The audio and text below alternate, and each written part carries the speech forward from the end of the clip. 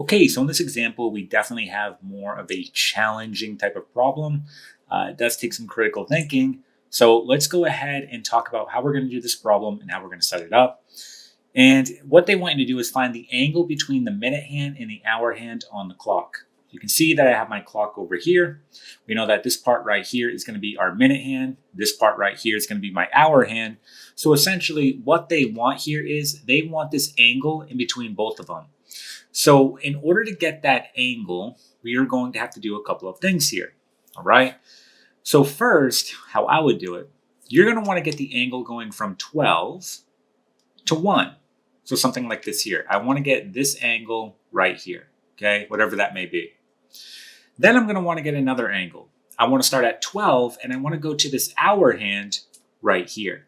Okay, and essentially that angle is going to look like this here, right? It's going to be a much bigger angle going all the way to 12. Okay, so something like that there. Once you have both of those angles, if you subtract the two, you're going to be left with the angle between the minute hand and the hour hand. Now, the question is, how do you get the angles? Because all we're given here is a clock, right? Well, you have to think about a circle. Our clock here is a circle. So think about how you can put this in degrees, all right? So in other words, we know that on a circle, a full circle is going to be 360 degrees. So we can use that to our advantage and we can create a ratio. All right, so for example, if I'm working with minutes, I want to know how many degrees there are per minute. So I'm going to put mins here for minutes. And to figure that out, I know that, okay, in a full circle, there's going to be 360 degrees. So 360 degrees over, and again, I'm going to set up a ratio here, okay? How many minutes are there in one full revolution? Well, that's going to be 60, right? So I'm going to put this over 60. And when I do this operation out, I'm going to get degrees per minute. And this ends up being 6 degrees per minute. Okay, so again, 60 below here represents minutes. Okay, so we now know that there are 6 degrees per minute. Now I'm going to do the same thing for hours. So I'm going to go ahead and put hours here. How do I do that? Well, again, I'm going to use 360 degrees over how many hours there are in one revolution.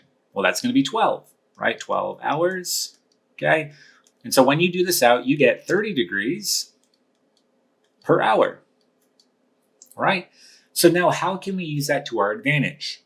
Okay, well, think about this angle right here. So I'm talking about this angle. Let's get that one first. How are we going to do that? Well, I'm looking at the minute hand. So if the minute hand were on 12 and it were to go to 1, what is that angle going to be? And how do I figure that out? Well, the minute hand is technically on 5 minutes right now.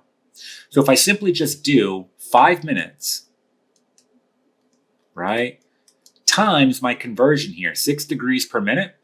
So I'm going to put here 6 degrees per minute. Well, what ends up happening here, minutes will cancel and I'm left with degrees. That will give me 30 degrees. So going from 12 to 1 with this minute hand is going to be 30 degrees. So I now have this angle right here. I know it's going to be 30 degrees. Let me put that right here. Okay, 30 degrees. Now, how do I get the bigger angle? This one's a little more tricky. Well, I know that the hour hand is on 5 and it's a little past 5, right? But let me take care of 5 first and then we'll talk about how we're going to get that other fractional value. So I know that I'm on 5, so I'm going to put 5 hours and I'm going to use my conversion here, 30 degrees per hour. I'm going to multiply by 30 degrees per hour, okay? Hours will cancel and I'm going to be left with degrees here. I'm going to end up with 150 degrees.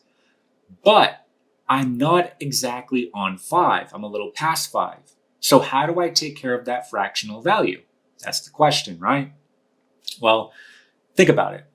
If the minute hand is on 1, and I know that my hour hand is a little past 5, I can represent that using hours by saying, I'm going to take this value right here that we know is going to be 150 degrees, and I'm going to add it to, well, this is going to be 1/12 of an hour, right? So I'm going to say here 1/12 of an hour times, again, 30 degrees per hour. 30 degrees per hour. Hours will cancel here.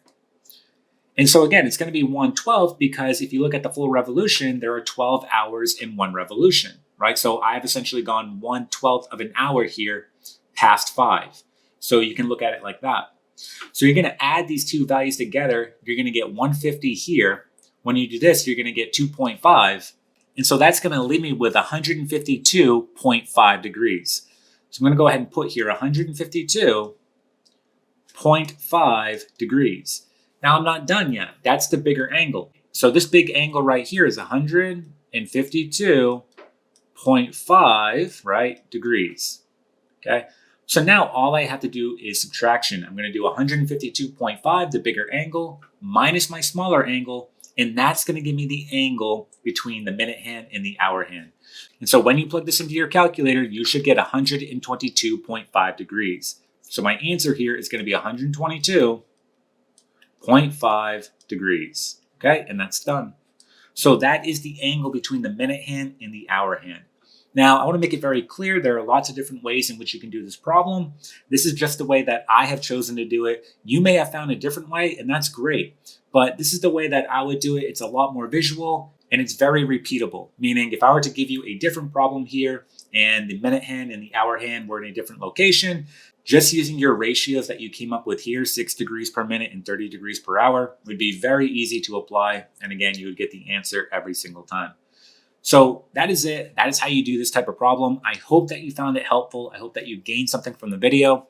If the video did in fact help you, if you could just go ahead and give it a thumbs up, that would be greatly appreciated. Also, make sure you subscribe. That way you get more math videos in the future, and I'll see you in the next one.